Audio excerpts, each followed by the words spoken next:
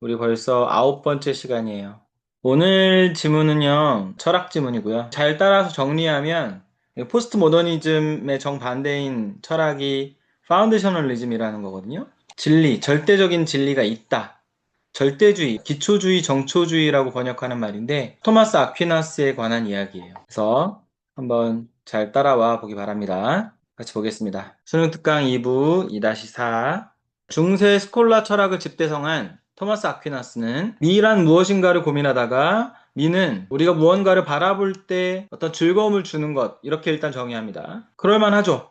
그러니까 즐거움을 주는 게 그러니까 다시 말하면 우리한테 좋게 느껴지는 것, 우리한테 좋음으로 다가오는 게 미 아니에요? 아름다움. 그에 따르면 예술 작품이 아름다운 건 인간 자신이 아름답기 때문이므로 예술 작품의 미와 인간의 미는 위계가 다르다. 어떤 작품의 아름다움은 그걸 만든 사람, 인간 자신, 그걸 만든 사람이 아름답기 때문에 만든 사람에 의해서 그 아름다움이 예술 작품으로 전이된 것이다. 이래서 위계가 존재한다. 하이어라키. 위계가 존재하는 거야. 그러니까 더 우월하고 더 열등한 게 존재하는 거야. 이해 가시죠? 나랑 독서 마라톤 했던 사람들은 플라톤 이야기 기억날 거야. 플라톤은 이데아에 존재하는 것, 형상, 뭐 보편자, 이데아 이렇게 얘기할 수 있습니다. 그게 완전한 거고, 그 형상이 완전한 거고, 그 형상이 인간 세계로 넘어와서 위계에 따라서 가장 밑바닥까지 내려가요. 가장 저열한 것, 저급한 것, 가장 바닥에 위치한 것, 그걸 뭐라고 해요? 그게 시뮬라크르라고 이야기합니다. 시뮬라크르. 모방된 것. 그러니까 형상 이데아를 모방해서 인간들이 만들어지고 그 인간들이 무언가를 모방해서 어떤 작품을 만들고 저기 뒤에 있는 저 이미 걸려 있는 건데 저기 조금 보이죠? 요거 보이죠? 요거 저 그림 누군가 그렸을 거 아니야? 저건 이제 인간에 의해서 만들어진 것. 그러니까 우리가 좋게 느끼는 것은 그걸 만든 사람의 어떤 좋음이 그 작품으로 전이된 것이다. 위계가 만들어지는 거야. 요게 이제 플라톤 철학이야. 선생님, 근데 요거는 아퀴나스잖아요. 가만히 생각해보면 기독교의 세계관이나 플라톤 철학이나야. 기독교에서 천국이라고 하는 어떤 이상적 세계가 플라톤이 말하는 이데아 세계하고 닮아있죠. 거의 맞아떨어져요. 그러니까 겹친다고. 기독교와 히랍 철학이 아주 많은 공통점들을 공유하고 있다 이렇게 얘기할 수 있습니다. 토마스 아퀴나스, 파운데이셔널리즘, 플라톤. 그러니까 플라톤으로 확장할 수 있는 지문이야, 이 지문은. 그래서 독서 마라톤 했던 친구들은 그때 했던 플라톤 이야기를 생각하면서 들으면 좀 쉽게 이해할 수 있습니다. 작품이 아름다운 건 그 작품을 만든 인간이 아름답기 때문에 그런 거야. 예술 작품의 미와 인간의 미는 위계가 달라. 그러니까 인간이 더 우월한 거야. 예술의 미는 인간의 미가 반영된 것에 불과하다. 그러니까 다시 말하면 인간의 미를 모방한 게 바로 예술 작품의 미인 거야. 예술의 미가 인간에서 비롯되었지만 인간 본성은 신으로부터 유래되었다. 인간은 누굴 모방한 거야? 신을 모방한 거야. 신, 인간, 예술작품 이렇게 되는 거예요. 그러니까 이런 하이어라키가 만들어지는 겁니다. 이데아, 인간, 예술작품 똑같죠? 그래서 그러니까 그 예술의 미를 엄밀하게 말하면 인간이 만든 게 아니야. 인간이 신을, 이데아를 모방한 거야. 그러니까 이 예술작품의 미는 궁극으로 가면 어디에 있는 거야? 신에 있는 거야, 신. 그 보편. 아퀴나스에게 있어 모든 것을 아름답게 하는 궁극 원인은 다시 말하면 미 자체는 세계를 창조한 신이기 때문에 그렇다. 따라서 미는 인간의 주관적 정신에 의존하지 않으며 왜냐하면 인간은 매개자에 불과해. 인간의 정신은 그냥 매개자에 불과한 거야. 그 아름다움은 예술 작품의 아름다움은 매개자인 인간에 의해서 창조되었지만 인간은 다시 신, 미자체, 궁극 원인인 신, 그러니까 예술 작품 모든 세상 모든 아름다움의 원인인 신으로부터 유래하는 것이다. 그러니까 뭐라고 할 수 있다? 세계에 객관적으로 존재한다. 사물이 아름답다면 주관에 의해서 미가 인식되기 이전에 이미 그 자체로 실제한다는 것이다. 자, 정반대편으로 한번 가볼까요? 요새 이제 문화상대주의 이런 거 배웠지. 고대 사회에서 여인의 아름다움은 풍만함이었대. 많은 아이를 낳을 수 있는 여자가 아름다운 여자인 거야. 풍만하고 건강한 그게 이제 그때 아름다움이었대. 그러면 미의 기준이 고정돼 있다고 볼 수 없지 않아? 근데 여기는 뭐라고 얘기했어요? 객관적으로 존재한다고 했잖아. 그러니까 미는 어디에 있는 거야? 신에 있는 거야. 이건 분명히 존재하는 거야. 미 자체, 궁극적인 아름다움은 어딘가에 존재하는 거야. 그래서 내가 아까 뭐라고 했어요? 파운데이셔널리즘이라고. 파운데이셔널리즘. 기초가 존재해. 기초가 진리의 기초야. 이해 가시죠? 진리의 기준, 스탠더드가 있는 거예요. 그런데 요새 문화상대주의는 어때요? 사람들마다 저마다 아름답다고 여기는 게 달라. 시대마다 문화마다 역사마다 아름다움은 다르게 평가되어 왔다. 오케이? 그럼 아름다움을 평가하는 존재는 누구야? 인간이야, 인간. 그런데 나랑 수업했던 사람들은 많이 들었을 텐데요. 포스트 모더니즘의 키워드가 마이너리티야, 마이너리티. 인간이 마이너리티야. 머저리티는 신이야, 신. 이데아야. 신 또는 이데아. 인간은 그저 매개자에 불과해. 그러니까 인간은 신의 의도를 발견하고 그거를 세상에 전달하는, 아직 발견하지 못한 인간. 그 인간은 또 열등한 인간이야. 더 우월한 인간도. 그러니까 인간 사이에도 뭐가 있어? 우열이 존재하는 거야. 그래서 플라톤 철학은요, 세상에 존재하는 차별, 계급, 이걸 정당화하는데 활용되기도 합니다. 오케이? 그걸 해체하는 게 뭐야? 그게 포스트 모더니즘이고요. 그게 문화 상대주의, 상대주의예요. 렐러티비즘. 그래서 그쪽으로도 확장할 수 있어요.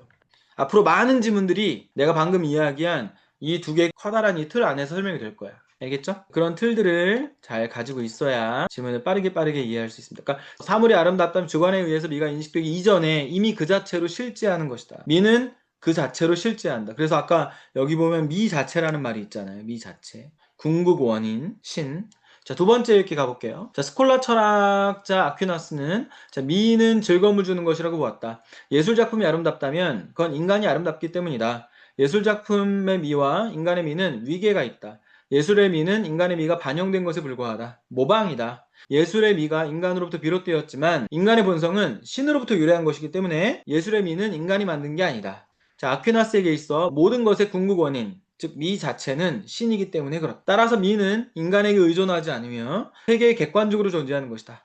사물의 미가 인식되기 이전에 이미 그 자체로 실제하는 것이다. 그러니까 고정되어 있는 것이다. 정답이 있다. 이렇게 얘기할 수 있어요. 자, 세 번째 읽기 가보겠습니다. 자, 토마스 아퀴나스는 예술이 만약 아름답다면 그건 인간이 아름답기 때문에 그렇다. 자, 이 예술의 미는 인간의 미의 반영에 불과하다. 하지만 자, 인간 본성은 신에게 유래하는 것이기 때문에 예술의 미는 인간이 만든 게 아니다. 모든 것의 궁극적인 원인, 즉 미 자체는 신이기 때문에 그렇다.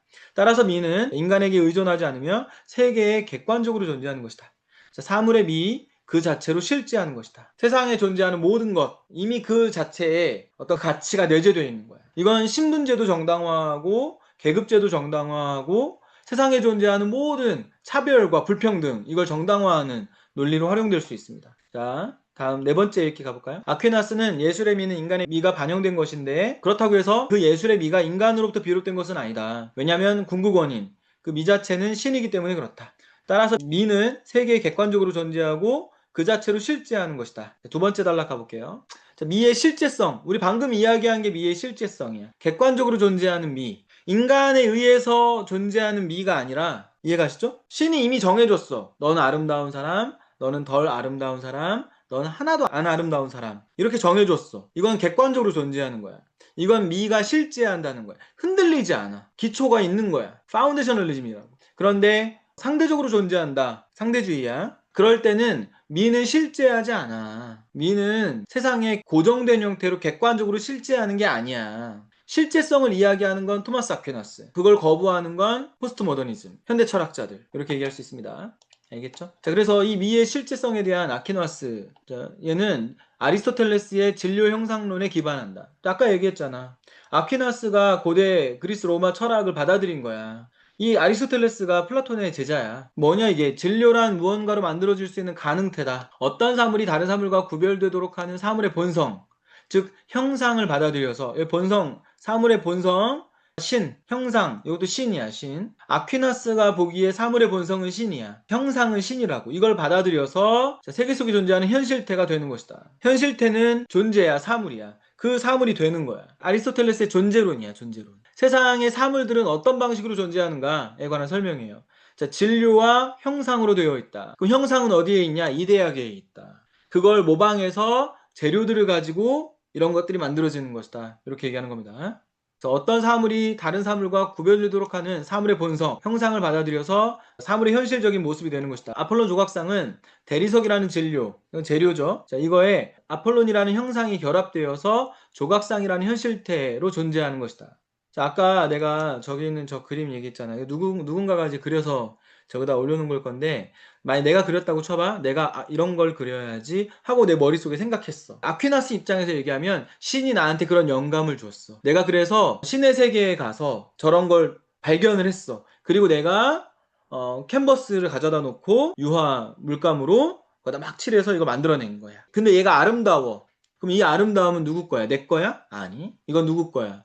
그 아름다움의 원천인 저 이데아계의 형상에 있는 거예요. 신에게 있는 겁니다. 사물은 진료와 형상의 복합체로 존재하고 형상에 대한 인식은 개별 사물에 대한 지각을 통해 가능하다. 인간에게 있죠. 이 지각 능력이. 모든 사물은 신의 피조물로서 진료와 형상의 복합체다. 신은 순수 형상이다. 아까 얘기했잖아. 그 형상이 신이라고. 미 자체라고. 따라서 신은 개별적 존재자인 사물을 통해서 인식된다. 개별적 존재자들은 신을 인식할 수 있어요. 인간은 미를 인식할 수 있다고. 아퀴나스의 미학에서 사물의 아름다움에 대한 인식은 사물의 모습을 통해서 미 자체이자 순수 형상인 신을 인식하는 것이다. 그러니까 우리가 어떤 아름다움을 느꼈다면, 경험했다면 그 경험은 우리가 신을 경험한 거야. 근데 이거 여기에도 저마다의 차이가 있습니다. 왜냐하면 사람도 다 똑같지 않거든요. 위계가 존재하거든요. 우리 살아가는 세계에도 인간도 위계가 존재하는 거야. 그러니까 저마다 지각을 통해서 신을 볼 수 있는 능력도 저마다 다르다고 할 수 있다. 됐죠? 두 번째 읽기 한번 가볼까요? 자, 미의 실제성에 대한 아퀴나스의 입장은 아리스토텔레스에 기반한다.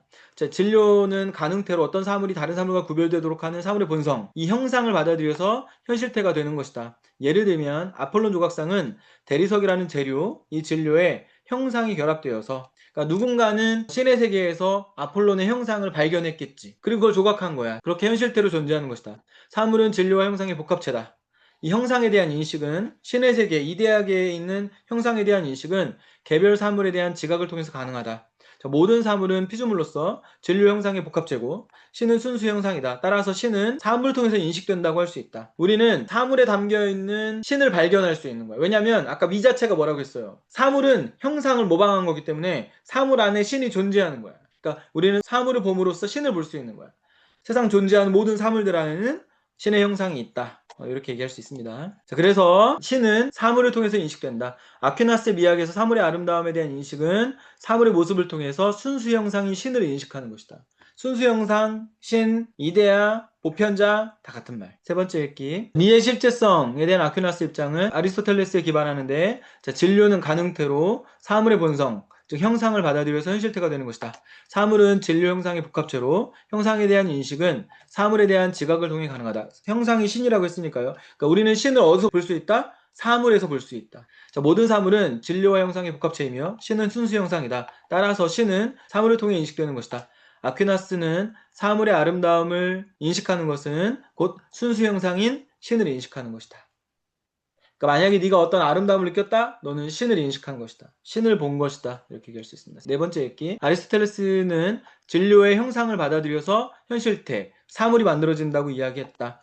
즉 사물은 진료와 형상의 복합체인데 이 형상에 대한 인식은 신에 대한 인식은 지각을 통해 가능하다. 자, 모든 사물은 복합체고 신은 순수 형상이다. 따라서 신은 사물을 통해서 인식되는 것이다. 아퀴나스는 아름다움에 대한 인식이 신에 대한 인식이라고 보았다. 정리되시죠? 자, 세 번째 단락. 자, 미가 세계 속에 실제로 존재하는 것이라면 미의 실제성, 미가 즐거움을 주는 내적인 이유, 즉 미의 의미 내용은 뭐냐. 여기가 이제 이 단락이 좀 어려운 단락이야. 미의 의미 내용은 뭐냐. 자, 아퀴나스는 완전성과 비례성과 명료성으로 설명했다. 여기 진선미가 있거든요. 뭐냐? 어떤 사물이 만약에 아름답다, 즉 다시 말하면 나한테 즐거움을 준다, 이러면 걔가 완전하고 비례에 맞으며 명료하다는 것이다.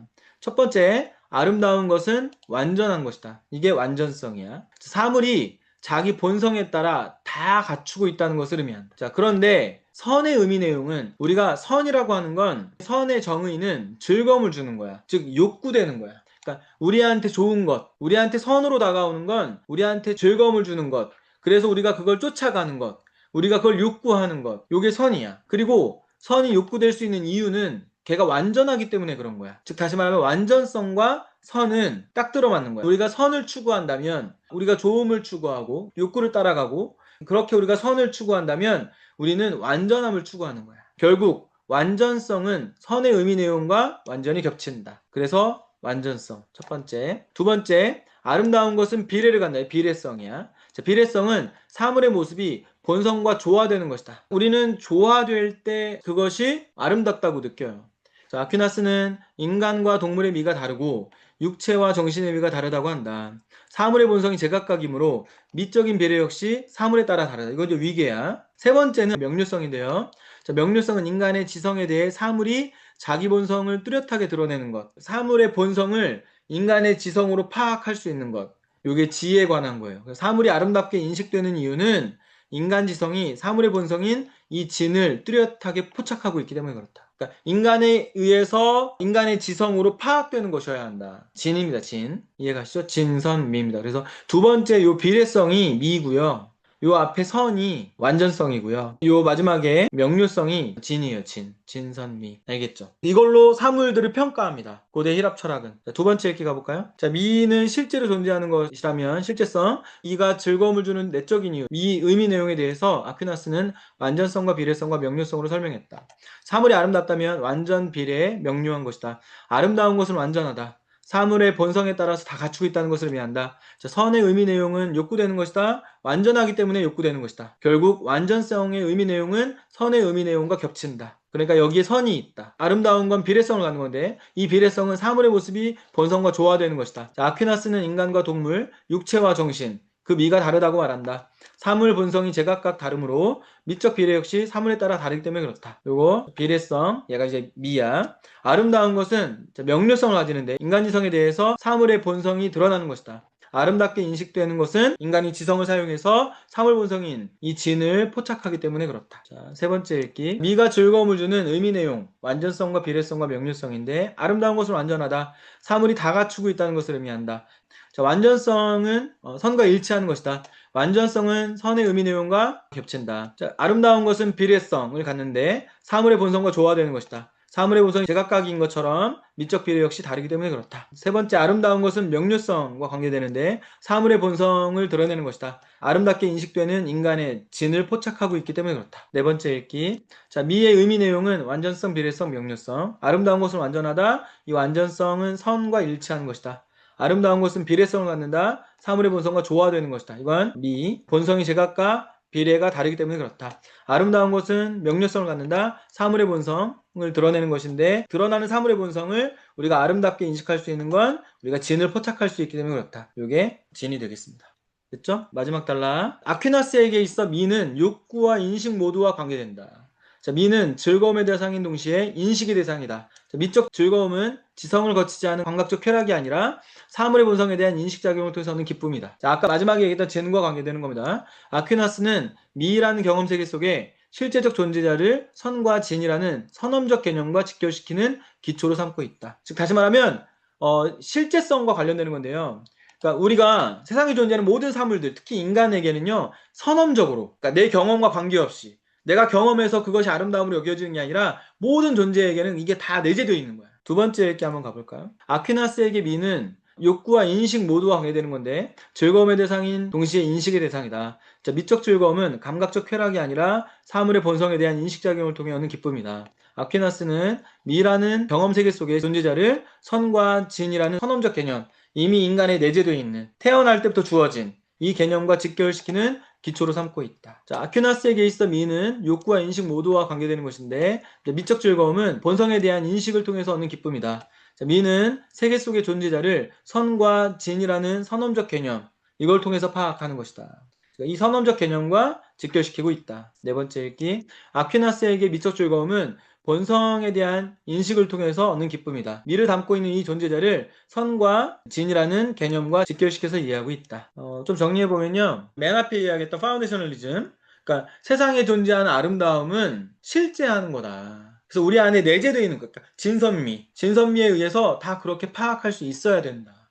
그러니까 세상에는 정답이 있다는 거야. 이해가시죠? 미 자체, 궁극적인 원인이 존재한다는 거야. 알겠죠? 어제 보니까 마지막에 인사를 못했어가지고 좀 서둘러서 했어요. 오늘 고생 많았고요. 내일 또 만나겠습니다. 잘 자.